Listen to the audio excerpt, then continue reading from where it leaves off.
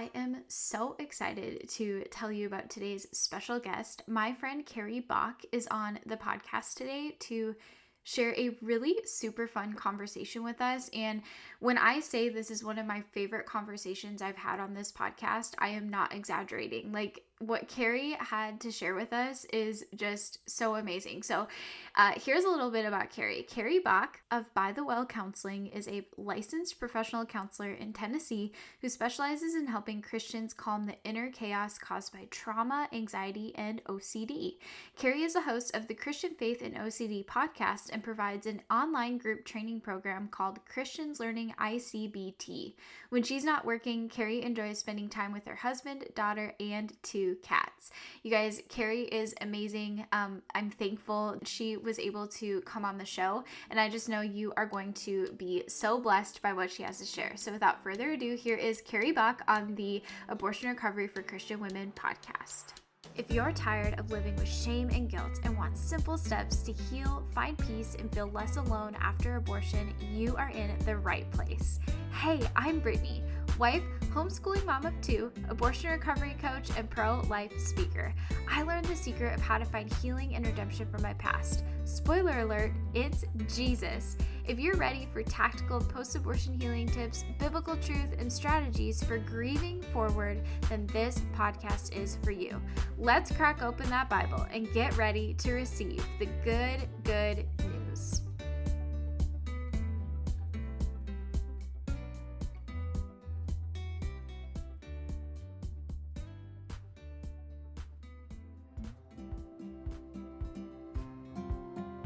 Well, hey friend, I want to invite you right now to book an abortion recovery breakthrough call with me.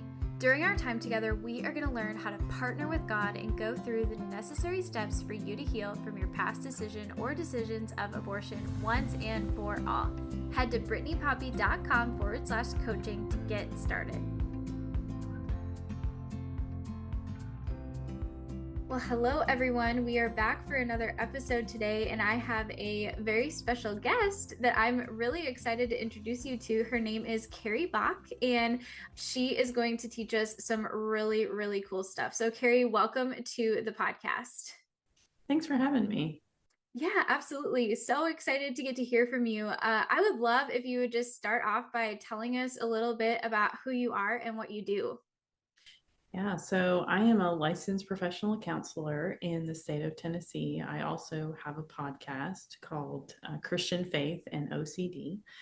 And I do a variety of different things. So I have a very small amount of individual sessions, but I've moved into doing more intensive therapy for people who have trauma and OCD combined that will travel and see me for 2 to 3 days. And we'll just kind of really hard hit on a lot of trauma and then incorporate some OCD treatment in there. I also have a online course called Christians Learning ICBT. Very cool. That is so cool. I love the idea of an intensive where you just get to focus solely on, as an extended period of time over a couple of days, just really focus in on that instead of having breaks in between. Not that that's not helpful, but that sounds like it would be really, definitely difficult, but a really cool experience. Yeah, it's just so powerful. I think it just opens up and gives more space for like the Holy Spirit to enter in and move and really heal, like, sometimes generational curses and traumas that people have experienced, and it's about them breaking the cycle so that they don't have to give those same things to their kids that they received. And it's been super incredible, and I think that's why I've just freed up more of my time to be able to doing that, because I've really enjoyed it. The clients have really enjoyed it. And as you know, when you have things that you're managing at home, kids, family, sometimes it can be hard to escape from that world just for a little bit. It's, scheduling therapy can be challenging sometimes for like the homeschool mamas and things like that. So for them to just say, hey, I'm going to get somebody to take care of the kids on a Friday, and I'll just really just focus in on myself, has been a great gift to them. And it's just been a joy to just watch God work in people's lives of things that they thought, I can never get over this, like a lot of the women that you work with, it's like, oh man, I'm never going to be able to get over this. And just to be able to see that they can walk away feeling differently about it and differently about themselves is just really powerful. Yeah, that is so amazing. That's definitely kingdom work for sure. So cool. I would love to hear more about kind of how God led you into the work that you do. Oh wow, that's a big question, and I'll try to shorten it because we're time limited, obviously. But I when I was in college, I was super interested in psychology. Actually, even before that, when I was in high school, I was going to become a sign language interpreter. And I took a psychology class, and God just completely redirected my path. It was the most interesting thing to me. Over it won out over sign language, nothing wrong with sign language, but I was like, hey, I'm going to pursue psychology. And then it was kind of like, well, do I go down this research road? That seems really boring to me. I don't want to be in a lab with a bunch of rats, or I don't want to be giving a bunch of people surveys. That sounds, and then writing reports sounds boring. So I'll pursue the counseling realm. So it's just something that kind of gradually unfolded. I really had a desire to help people, and I didn't know what that looked like. Medical field was off the table because I'm, squeamish about blood and things of that nature. So I wasn't going to be able to help people in that realm. So I think I really just see it as God just steering me at different points and different places. And then when I got into counseling, I was working a lot with children and that had just extremely intense emotional and behavior problems, the ones that were labeled as, quote, the bad kids. And what we found out was that the bad kids weren't bad. They had bad stuff that happened to them. They had traumatic experiences, and that really led me down the road of pursuing a lot of trauma treatment and avenues. And I got trained in EMDR, which I use a lot of. And that really led me into working a lot with anxiety, trauma. And the OCD, I think, just really formed out of the anxiety work that I was doing. I was starting to see people who believed that they had anxiety, but as we broke it down more, we realized, oh no, I think that you are engaging in these compulsions, or you're having specific, this is not like general anxiety, which is more like, oh, I'm worried about the future of what's coming up. It's like you're having very specific obsessions about your relationship, or obsessions about your spirituality. And as we delve into those things, I was like, oh, I need some more training on this. I don't have all the tools. So I went and got some more training in OCD, and fell in love with inference-based cognitive behavioral therapy, which I utilize most for OCD. And that is, so that's kind of how I got to this point. My podcast originally was Hope for Anxiety and OCD, and I rebranded it about a year ago to be Christian Faith and OCD. And that has been really, that was born out of what people were consuming on my podcast. A lot of personal stories about OCD. It's not something that gets talked about in the church a lot. Obviously, OCD is a very misunderstood condition. People think, oh, that's somebody with an organized closet. Oh, that's somebody that washes their hands all the time. Well, not always. I mean, it can manifest that way, but it manifests and affects people so in, various different arenas as well. Yeah, for sure. That kind of leads me into my next question for you, because I think so many of us will hear phrases, or maybe even ourselves say phrases like, "Oh, that's so OCD," or "I'm really super OCD about that." But OCD is a very real diagnosis. And so can you tell us, what is OCD and what that might look like? Yeah, so people with who are struggling with obsessive compulsive disorder are spending an hour or more a day dealing with obsessions and compulsions. So obsessions can run the gamut from a variety of different themes, is what we would call them. So you can have a contamination theme that can be anything from germs, but it may not be. It may be, I'm concerned about chemicals in my home. I may be really concerned about, asbestos, or I'm concerned about my like bodily fluids might be contaminating, or I might be picking up someone else's bodily fluids. There can be sexual themes that happen, whether that's homosexual OCD. You could have somebody that's been, completely identified as heterosexual their whole life. They may be married with 3 kids and they're having obsessions about, oh no, what if I'm secretly gay and I just don't know it? People can have other types of intrusions, either sexual intrusions or just sometimes harm intrusions can happen. They might be afraid of harming themselves, might be afraid of harming their kids or someone else that they love. And obviously, these things are highly distressing. So, you may have somebody that they need all of their hangers lined up a certain way, and they're spending an hour in their closet like rearranging their clothes or rainbowing them in a certain way. No, this blue shirt needs to be over here, it just doesn't feel good. And obviously that can be distressing. But there are people that I would call particular, right? They like things done a certain way, but it's not going to highly distress them. And so that's the difference between what we want people to understand, is that obsessive compulsive disorder is highly distressing for these individuals. Like if they feel like, oh no, I'm going to get sick, or if they may have fears about throwing up, that can be another common obsession. So then there you have your spirituality themes, which are, what if God's mad at me? What if I've offended him in some way? What if I've committed the unpardonable sin? What if I am not really saved? Maybe I'm secretly a Pharisee and I just think that I'm saved. So that's another one that's pretty common. We call that scrupulosity. Really big word. It's just basically means religious obsessions that people might have. So I think I've covered the main things there, themes there that I see a lot. Yeah, and I think just listening to a lot of that, I'm sure my listeners are going to find some of that relatable, especially with the unpardonable sin. A lot of my listeners and myself included have thought, at least at some point, can I really be forgiven for what I've done? I think this is like Yeah. the one thing that's too bad, and that can be really really distressing. And so I would love to know a little bit more about how trauma kind of plays a role in OCD. And I know you've talked about this, slightly a little bit, but what should we know in regards to trauma maybe contributing to OCD? Yeah, I think this is a really great point that a lot of people don't look at. So, we have about a quarter of the people who meet criteria for obsessive compulsive disorder also meet criteria for post traumatic stress disorder. And that's 1/4 of people. So, that's a pretty high percentage.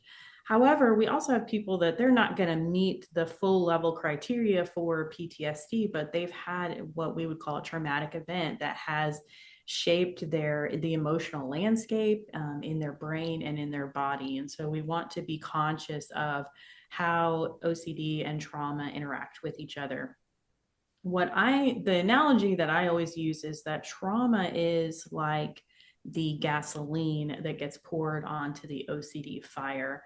And so if we have someone that's experienced a traumatic event but then they get really, really stuck on these thoughts, can I be forgiven for this? I don't feel like I can, or I know God's loving, but my obsessions are telling me that God's mad at me all the time, that he's offended, that he's not going to let this go or let me into heaven.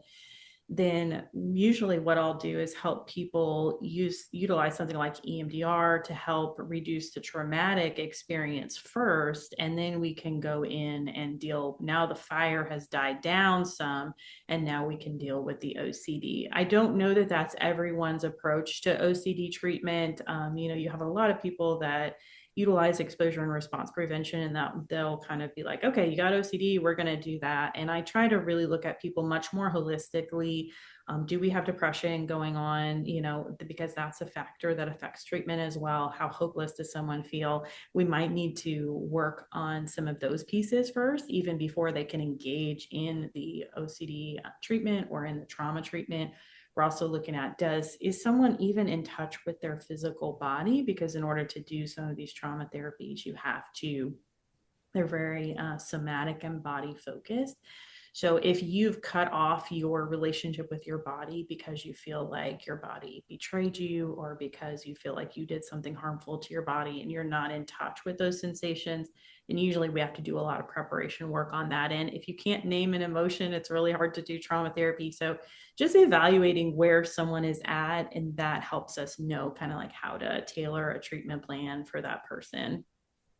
Yeah, that makes a lot of sense. And I think that's something that a lot of us don't realize. And so, thank you for kind of shedding some light on that and helping us understand a little bit more how those work together. And I love how you talked about how you treat the trauma and kind of let the fire kind of get weaker and then kind of start to focus on the OCD, because I think sometimes when we think about healing from the things that we have experienced, we don't really know how to approach it and it kind of seems overwhelming. But taking it piece by piece sounds so much more doable and probably a lot more effective. Yeah, and we have to be conscious of things like, for example, sexual abuse, which probably comes up in your work a lot. If somebody was abused as a child or as a young adult, that definitely has shaped them. Sometimes that can lead to more promiscuous behaviors. Then I've got the guilt over the promiscuous behavior. I've got guilt over the abortion. And it's like this layers of stuff. But a lot of times, what we really need to go back to, right, is that sexual abuse. Like that's where it all started. And so just having compassion and understanding how those things link together, because in someone's mind they don't always understand that when they've experienced abuse like that it can lead to those promiscuous behaviors. It can lead to reenacting trauma.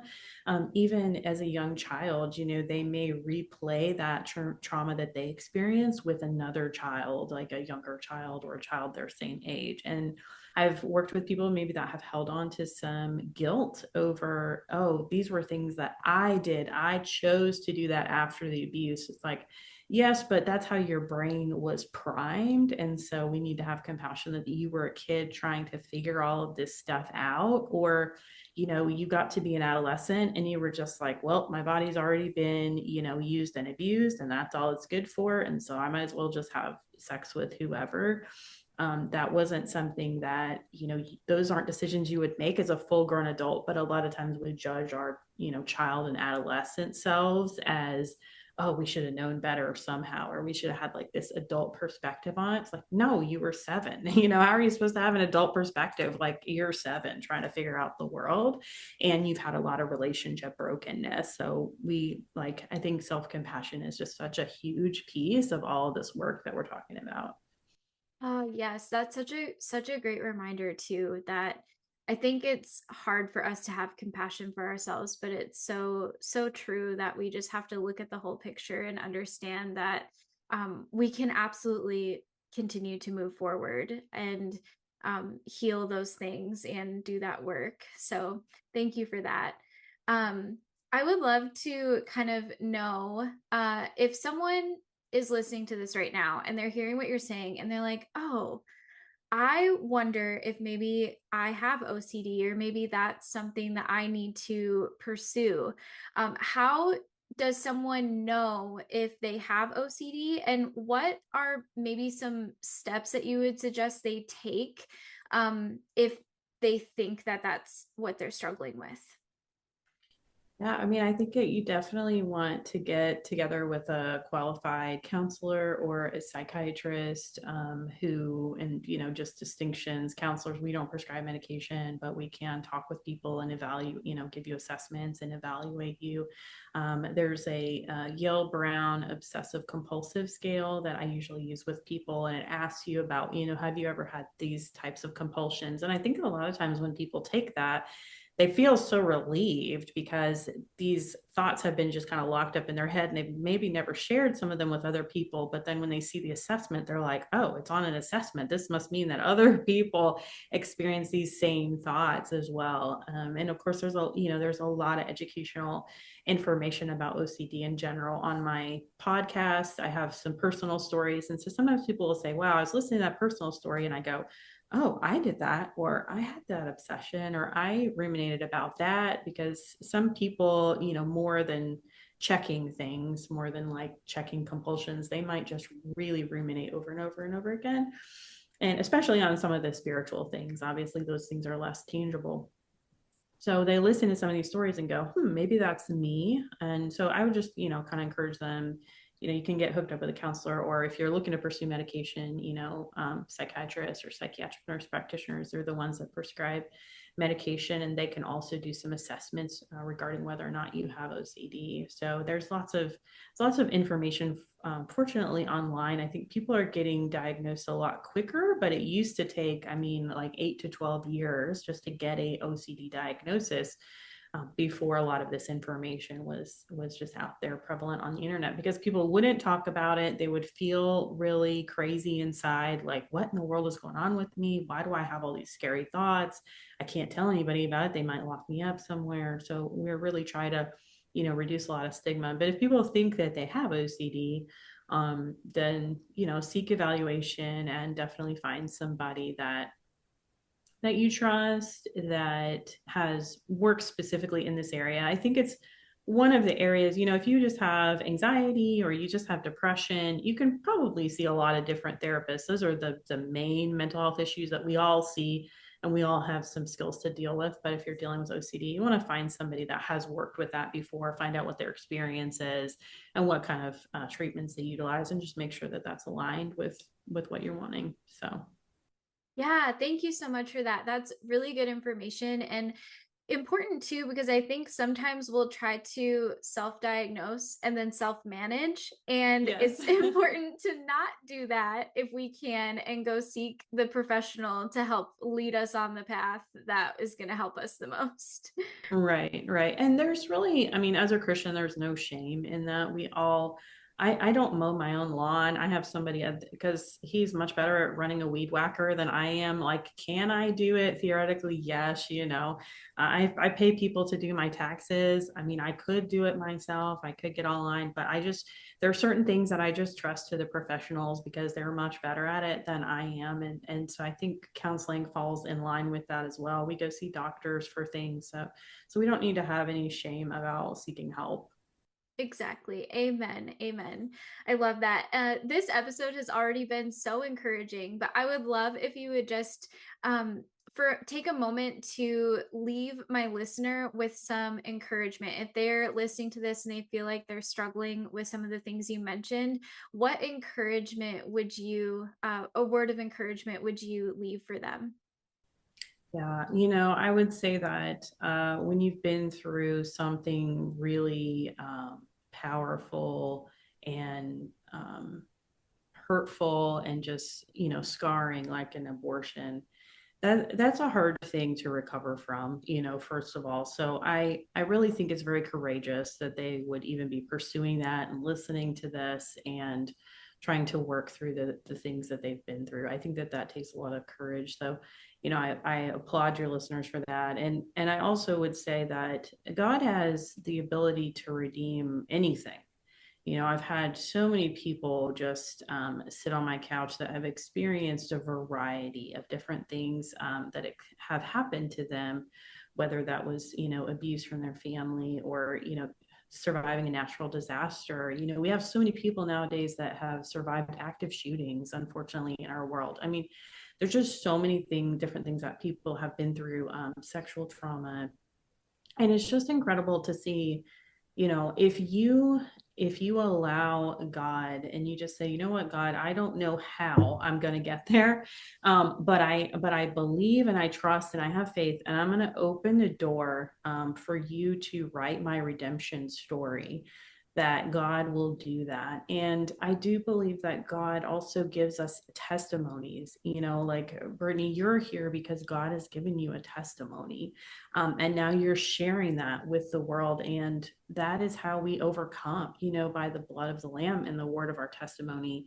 And so I would just encourage people, nothing is by accident. Even though God does not orchestrate evil or sin or bad things, but God has the ability to use those things for our good, not just our good, but for other people's good as well. And so don't be afraid to share with people, and to let, like, when you've reached a certain level of healing, to like allow God to use that testimony in somebody else's life. And I think, we kind of try to be like the quote good church people and pretend like we've never been through anything. And I don't think that that's helpful. I think we need to have safe vulnerability in the church to say, hey, you know what, I've been through some stuff, and God has redeemed me, and I'm on the other side. And so I want you to know, if you're in the middle of it, like, you can get to the other side too. So that would be my encouragement and my hope for your listeners.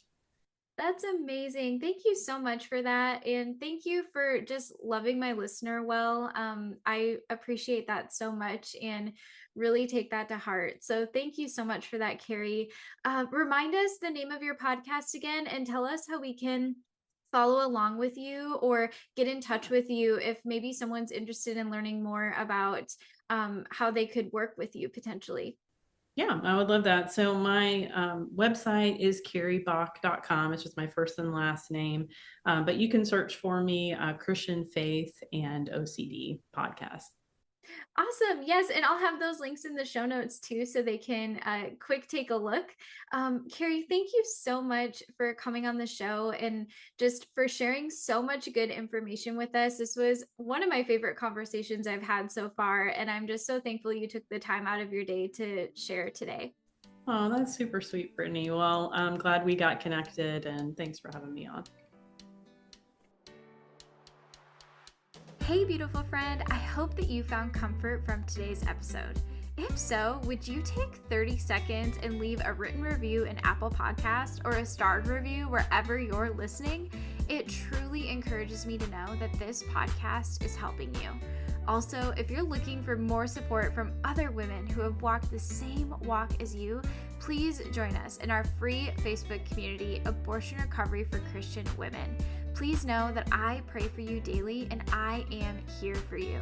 I'll meet you back in a few days for another episode, but until then, take care and God bless.